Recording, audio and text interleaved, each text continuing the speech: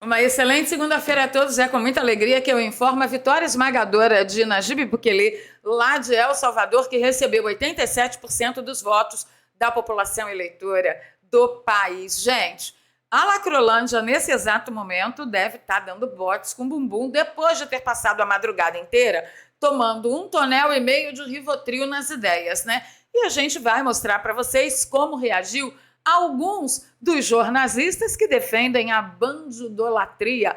Vamos dar uma olhadinha também com mais detalhes em como acontece a eleição lá em El Salvador.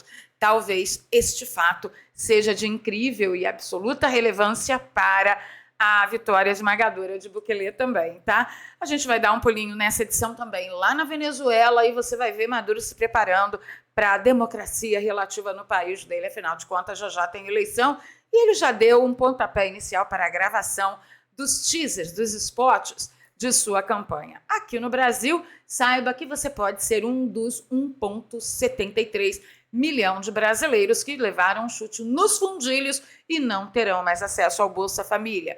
Tem o STF falando coisas que a gente às vezes discorda, né? E vamos falar também da visita de Janjo a Belfor Roxo. Já rolam algumas denúncias nas redes sociais. Espero que você tenha tido um excelente final de semana. Vou pedir o seu like logo agora no início do vídeo, que ajuda pra caramba o canal, o compartilhamento nos grupos de Telegram, Zap, redes sociais. E se você é novo por aqui, se inscreva e ative o sininho. Se você já é de casa, um bom negócio é você dar uma revisadinha aí na sua inscrição, tá bom? Vamos já de notícia, que é para isso que nós paga a internet, não é? Às vezes a gente passa raiva, mas às vezes a gente faz os inimigos ficar com raiva. Então vamos lá, a situação de El Salvador é absolutamente invejada, que saudade do meu ex, e como eu queria estar no lugar dos salvadorenhos nesse exato momento, quando, em 2023, o nosso grito de vitória ficou preso na garganta, né?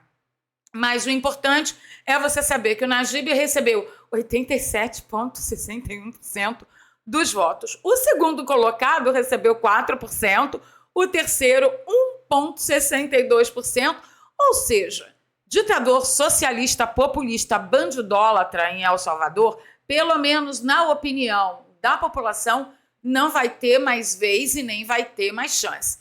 Porém, tem um outro detalhe que pode ter sido absolutamente decisivo para a vitória de Bukele, tá? Mas vamos aqui. Ele fez um discurso que parece que meio que comprometeu o Janjo, tá? Eu vou passar aqui, como o vídeo tá legendado, eu vou ler a legenda para ajudar as nossas amigas sexys, tá bom? Mas olha só. Vamos lá do início, vamos lá. Sim, he conversado um par de... Ele fala, falei algumas vezes com o presidente Lula, mas ele nunca mencionou a questão de abordagem, de lidar com a situação de violência, ele diz, né? Imagino que ele tenha a sua própria maneira de abordar o tema, nós nunca falamos sobre o assunto, e eu acredito que El Salvador mostra para o mundo que todos os problemas têm uma solução quando há vontade política. Eu acredito que El Salvador está fazendo, provavelmente tem muitas diferenças com o que o Brasil precisa, mas que incomoda muitos governos. É que El Salvador mostra que tudo pode ser feito com boa vontade. E que quando um país não resolve seus problemas, especialmente de criminalidade, é porque não há vontade de resolvê-los. Eu não sei o que você acha, mas eu também acho. Mas calma que ele continua. Ele diz, em alguns casos, porque eles são parceiros de criminosos. Eles, então, obviamente, não atacarão seus parceiros. Atacar o crime tem suas consequências, mas a primeira, para um sócio dos criminosos, é que ele perde o apoio. Tem que ser alguém que não se preocupa com o crime, que não se importa com a classe criminosa, que esteja disposto, peraí, gente, que o menino fala rápido, que esteja disposto a colocar os criminosos na prisão para que isso possa ser resolvido. Eu não sei você, mas eu concordo absolutamente com ele. Deixa aí nos comentários para mim. Aí ele diz, então a receita de El Salvador pode ser copiada e colada em qualquer outro país do mundo? Duvido, diz ele. Mas o exemplo de El Salvador pode ser útil? Claro que um país tão pequeno, tão pobre como El Salvador, está resolvendo seus problemas com vontade política e apoio do povo? Sim. É por isso que esse exemplo se aplica no Brasil e a qualquer país do mundo.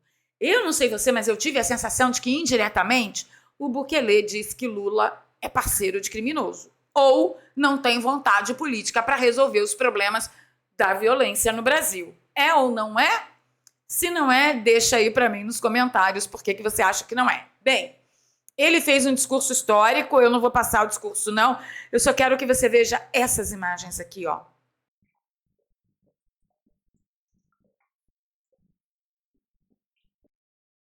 Olha que maravilha, que magnífico. Isso, sim, é um presidente que foi eleito de verdade. Olha quanta gente, olha que festa, olha que multidão apoiando lá o cara que foi eleito. Olha isso, gente. Olha só, entendeu? Então, assim, fica sempre a dúvida, né? Como em certos países, como, por exemplo, os Estados Unidos mesmo, onde Bidê vai, não tem apoiador nenhum. Aliás, ele nem vai em lugar público, né? Muito male lê o teleprompter e suas próprias anotações lá nos discursos e nas aparições públicas. Mas existem outros países aí que parece que o povo é obrigado, inclusive, a estar presente onde o mandatário, né, do país vai. Mas esse é um assunto para outro momento, já aqui no vídeo.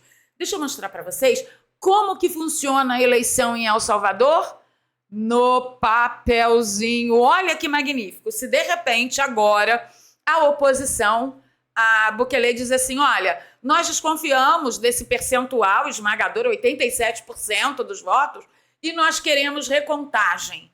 Se a oposição fizer isso, pode ter recontagem em El Salvador?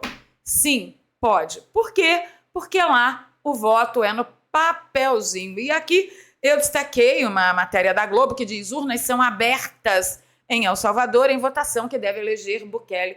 Isso foi antes da eleição, tá? Então tá todo mundo falando que tem um problema de ditadura, que ele colocou um monte de gente na cadeia. Não, ele colocou um monte de criminoso na cadeia. Um monte de gente que era membro de facção criminosa. Inclusive, como prova, a tatuagem nas suas próprias peles. E aí o país realmente está passando por uma grande instabilidade, com muitas aspas, porque ele decretou o estado de exceção, porque simplesmente a população salvadorenha não podia botar o pé para fora de casa. Então, isso estava prejudicando diretamente, por exemplo, a economia. Não ia ter mais como se pagar contas. Por quê? Porque todo o comércio imposto à população de bem era o comércio das drogas, né? Assassinos de aluguel e outras coisitas mais. Bem, é importante você estar preparado para um monte de gente dizer: ah, mas ele teve que burlar a Constituição Federal do país para poder ser reeleito, porque a reeleição não era cabível, né, no papel ali, na Constituição. Acontece que, gente, olha só, o Bukele, ele elegeu um grande parlamento, a maioria é, né, apoiadora dele e apoiadora de suas políticas, e o parlamento se resolveu com o STF de lá. E o TSE de lá também tem TSE, só que lá o voto é no papelzinho ainda. Eles se resolveram. Então, quem decidiu foi o parlamento, que é a representação da maioria, e o judiciário de lá. Então, eles resolveram e disseram: sim, vamos abrir essa concessão e vai poder ter reeleição. Então, assim, sabe, o negócio está dando certo, o povo está feliz, o povo pode sair de casa, entendeu? Os marginais que ainda não foram presos recebem notícias não muito animadoras de dentro das cadeias, que a coisa lá não é legal, não tem muito direito dos manos, não tem massagem, não tem cafezinho, não tem jaquetinha para aquecer do frio, não tem visita íntima, tá certo? E não é bom ir para lá. E aí quem está na rua pensa 35 mil vezes antes de cometer um crime e ir para lá também, né? Isso é bom, é muito bom.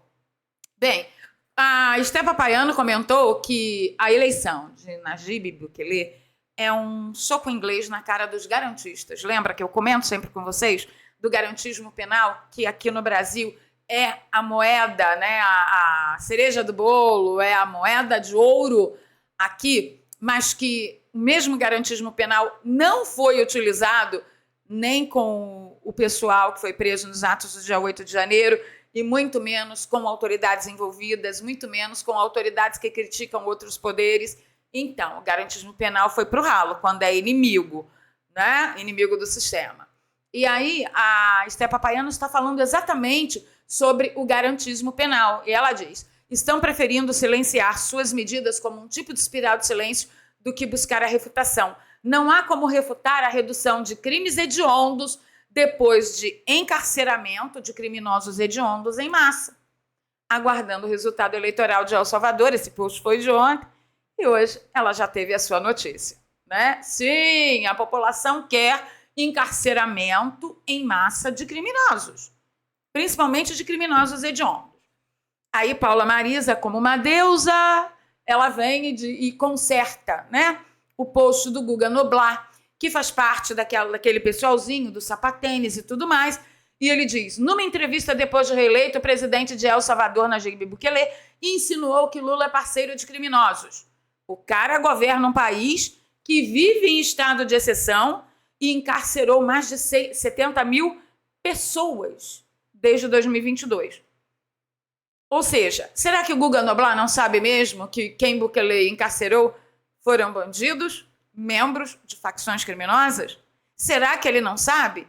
Bem, a professora Paula Marisa deu uma ajudinha e disse, né? Colocou aqui no lugar da palavra pessoas a palavra 70 mil bandidos. E aí, espero que tenha ajudado ali o Guga Noblar, né? Para ele parar de defender o bandido e começar a defender o cidadão de bem.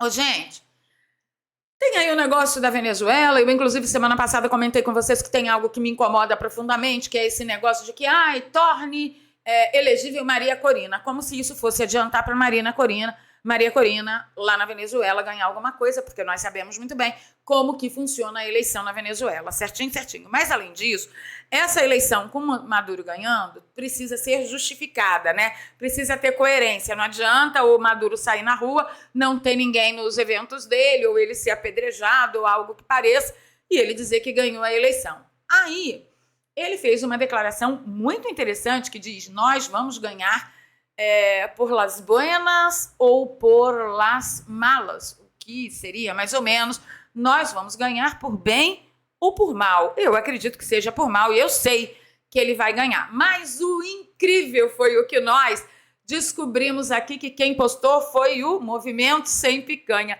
Que perfil maravilhoso. Deixa eu mostrar para vocês. Olha só o Maduro se preparando para gravar a sua campanha eleitoral, né? Tá lá acenando para ninguém, um fotógrafo estrategicamente posicionado, mas aí eu vou mostrar para vocês o áudio que vai acompanhar esse vídeo. Deixa eu mostrar aqui.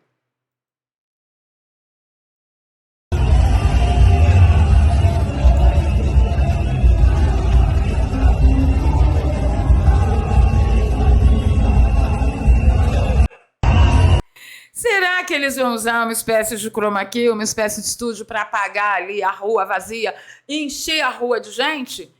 Eu não duvido nada, mas na verdade a gente sabe que a situação que rola na Venezuela em relação ao povo venezuelano e Maduro é exatamente essa. Ninguém suporta Maduro, todo mundo quer que Maduro caia.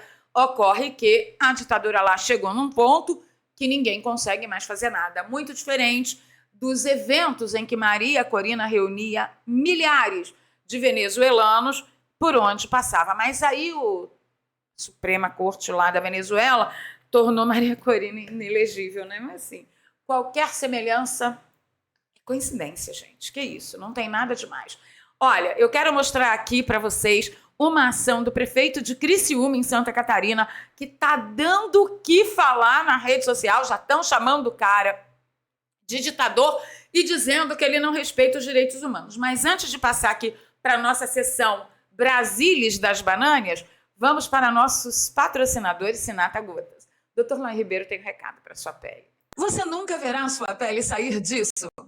Para isso, enquanto não tratar de dentro para fora. E a melhor forma de fazê-lo é através da tecnologia do Transresveratrol, que em contato com o corpo humano produz o gene da longevidade do jeitinho que ensinou o Dr. Laí Ribeiro. Primeiro, o resveratrol tem que ser trans. Esse resveratrol, ele tem a habilidade de, no ser humano, estimular o gene da sirtuína 1 e sirtuína 2, que vai produzir a proteína sirtuína 1 e a proteína sirtuína 2, que é o gene da longevidade. Registrado pela Anvisa, o Sinata Gotas vai cuidar da sua pele de dentro para fora, amenizando rugas, ressecamento, bigode chinês. Eu, se fosse você, aproveitaria hoje a promoção de 3 meses completos de tratamento com frete grátis para todo o Brasil por apenas R$ 29,90 na parcela. Mas atenção, a oferta é válida somente até durar essa promoção.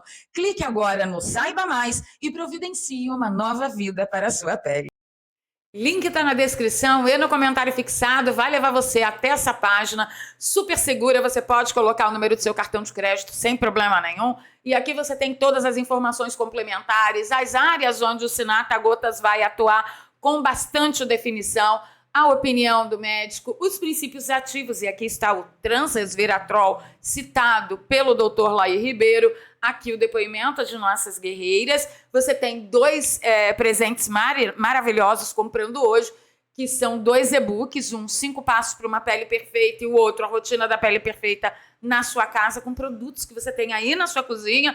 E aqui os combos que nós estamos sugerindo, o de 3 meses de tratamento, que você paga menos de R$30 na parcela e ainda garante frete grátis para todo o Brasil. Valéria, tô dura. Pega o combo de 1 mês de tratamento, só que aí você paga o frete, mais a parcelinha, fica menos de R$20. Você já economizou 10ão aí nas outras parcelas, tá? Eles aceitam todas as bandeiras de cartão de crédito, pode pagar no Pix, pode pagar no boleto, gente, do jeito que vocês puderem. Agora, a nossa confiança no Sinata Gotas é tão profunda que sim, você pode comprar, utilizar uma semana. Se você não notar mudanças significativas na sua pele, você pode pedir o seu dinheiro de volta. E o maior testemunho, a maior prova de que o Sinata Gotas bate um bolão sou eu. Eu estou usando desde o finalzinho de outubro. Se você tiver alguma dúvida, é só você procurar os vídeos antes de outubro para você ver como a minha pele mudou, tá bom? Então, link na descrição, no comentário fixado. Aguardo vocês lá na página do Sinata Gotas. Vamos falar do prefeito de Criciúma, que tá um escândalo. O cara já virou meme, inclusive, na rede social, tá? O que tá acontecendo? Ele sai, tá indo lá para a cidade dele, tá dando uns bordejos, né? Pela rua, por imóveis e tal, vazios. E tá vendo que tem um monte de gente que poderia estar trabalhando, mas simplesmente prefere ficar vadiando, ok? E aí ele tá colocando todo mundo para trabalhar. Eu vou soltar só um pedacinho aqui do áudio. E que não venha ninguém reclamar disso, não. Toque a máquina e acabe. Os moradores de rua que quiserem trabalhar, nós temos local para trabalhar. O doente a gente trata de tratá-lo. O dependente químico a gente trata de recuperá-lo. Aquele que quer trabalhar, a gente encaminha para o mercado de trabalho e o vadio vai embora dessa cidade. Pode tocar na máquina aqui. Já. Manda vir. O vadio vai embora dessa cidade. Eu não sei como judicialmente ele vai conseguir isso, porque certamente as Supremas Cortes, né, os STJs aí vão se pronunciar. Ele não pode, por exemplo, expulsar um vadio de Criciúma, sendo o vadio um cidadão de Criciúma. Mas a iniciativa já faz brilhar os meus olhinhos, não é não? E você, o que você achou dessa ação? Coloca aí nos comentários para mim. A Bárbara trouxe, gente, uma notícia do G1 de hoje. Diz que revisão do cadastro do Bolsa Família excluiu 1,73 milhão de famílias de uma pessoa. Ou seja, a família é de uma pessoa, não vai ganhar Bolsa Família. Então, se você aí tem algum problema financeiro e você não tem filho, não tem marido, não tem, né, neto e tal, você não tem direito ao Bolsa Família, tá bom? A Bolsa é família, não é Bolsa indivíduo. Que diferença do Jair Messias Bolsonaro, né? Que ampliou gigantescamente, cadastrou um monte de brasileiros invisíveis que não tinham acesso a esses benefícios. Aí vem o tal do vulgo pai dos pobres, como ele se anuncia, se preconiza aí nas campanhas e dá um chute na bunda de todo mundo. É o que temos para hoje na fila do pão. Ó, faz o L, para você que fez o L. Continua, vai lá. Bem, Rafael Fontana trouxe a notícia de que a ONG Transparência Internacional foi expedido um mandado de investigação contra a ONG. Então, essa ONG ela é ligada ao pessoal da Lava Jato e tal. E tem uma treta aí, eu vou explicar para vocês já. Mas o Rafael diz o seguinte, ó, a Transparência Internacional despiu o Toffoli, tirou sua capa preta, o deixou nu e sem chão. Aí o que ele fez? Para provar que o STF presta, cometeu mais uma ilegalidade, determinou a investigação.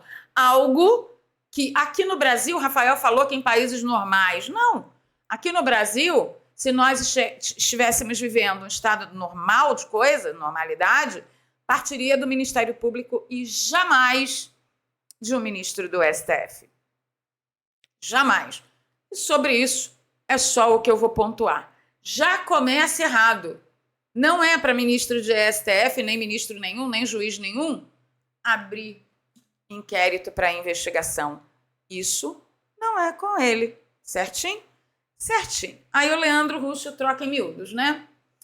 Segundo a Gazeta do Povo, o ministro Toffoli mandou investigar a ONG Transparência Internacional por conta do inicial direcionamento de 2,3 bilhões em recursos advindos da Petrobras para a ação de combate à corrupção. Então, o primeiro parêntese bem grande que eu quero abrir aqui para vocês é o seguinte, eu concordo com isso? Não concordo. Por quê? Porque pode haver um aparelhamento gigantesco, tá? Não concordo, mas isso tem que partir do Ministério Público, como eu falei anteriormente. Então, assim, existia uma orientação de direcionamento de dinheiro, parte do dinheiro apreendido nessas recuperações, né, de corrupção, para serem utilizados na ONG. Isso aconteceu? Não aconteceu. Os recursos nunca foram repassados. Nunca. Existia apenas um desejo de que a ONG que denuncia corrupção fosse bancada por recursos que foram recuperados em crimes de corrupção. Na semana passada, continua o Rochel, a ONG fez duras críticas à decisão do ministro de suspender multas bilionárias da JBS e da Odebrecht. Abro aspas. Graças à decisão de Toffoli, o Brasil se torna um cemitério de provas de crimes que geram miséria, violência e sofrimento humano em mais de uma dezena de países da América Latina e África, afirmou a ONG. O ministro mandou que a PGR instaure um processo na Corregedoria do Ministério Público Federal para averiguar o cumprimento de regras gerais relativas a tratativas e negociações internacionais por parte dos membros integrantes da Força-Tarefa da Lava Jato, além de acompanhar o próprio cumprimento do acordo de leniência entre promotoria e a JIF. Não tenho a menor simpatia por essas ONGs, diz o Rush, mas o objetivo nesse caso é investigar algum ilícito ou calar mais um crítico. E você, o que você acha? É investigar ilícito ou calar mais um crítico? Ai. E aí tivemos o Alexandre de Moraes, né? O Alexandre de Moraes se pronunciou, disse que hoje... Ele disse o seguinte, ó. O papel do STF é evitar uma ditadura da maioria.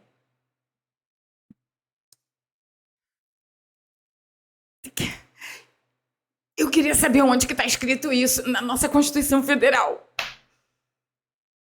E eu pensei que democracia fosse a vontade da maioria. A maioria do povo.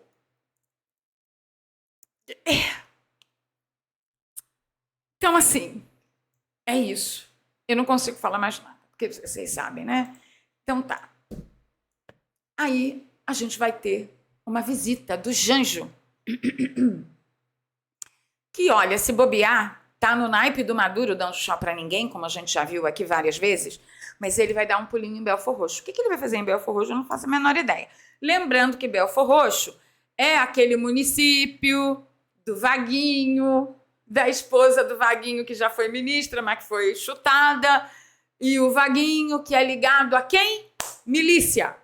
Milícia. O que Vaguinho fez? Vaguinho decretou ponto facultativo na ida de Lula a Belfor Roxo. O marido da ex-ministra do Turismo Ele é prefeito, né? E decretou ponto facultativo em Belford Roxo. Ou seja, o que ele pretende, né? Oferecendo assim um feriado que quem quiser, na maior democracia, quem quiser, fique em casa. O funcionalismo público, por exemplo, ele já está fazendo algumas denúncias. Parece, tá, que o povo está dizendo lá que o funcionalismo público está sendo obrigado a comparecer ao evento. Cara, Belford Roxo é grandão, tem um monte de funcionário público. Se for todo mundo, a gente vai ter a sensação de que um monte de gente apoia Lula. Vocês entendem quando Maduro junta meia dúzia lá nas praças? É o funcionalismo público. Então, aí tá rolando aí essa denúncia, né, de que nessa visita, no estabelecimento aí do ponto facultativo, que o pessoal está sendo obrigado a estar presente lá no evento dos Janjos. Conta aqui para mim, se você fosse funcionário público, você iria no evento do Janjo? Você acha mesmo que o nosso país tem algum tipo de remédio a ser visto a curto prazo? Se você tem alguma sugestão, eu gostaria de saber, tá bom? Vou ficando por aqui, desejando uma excelente semana a todos, força na peruca, fé na vida, fé no homem, fé no que virá. É fé, gente. Vou pedindo seu like, seu compartilhamento. Aqui tem um Pix, você pode me ajudar com qualquer valor. Na descrição tem 2 contas bancárias e uma conta no PayPal para você que nos acompanha de fora do Brasil. Encontro com vocês nos comentários. Manerem, a democracia, muito relativa, para nós é quase nada.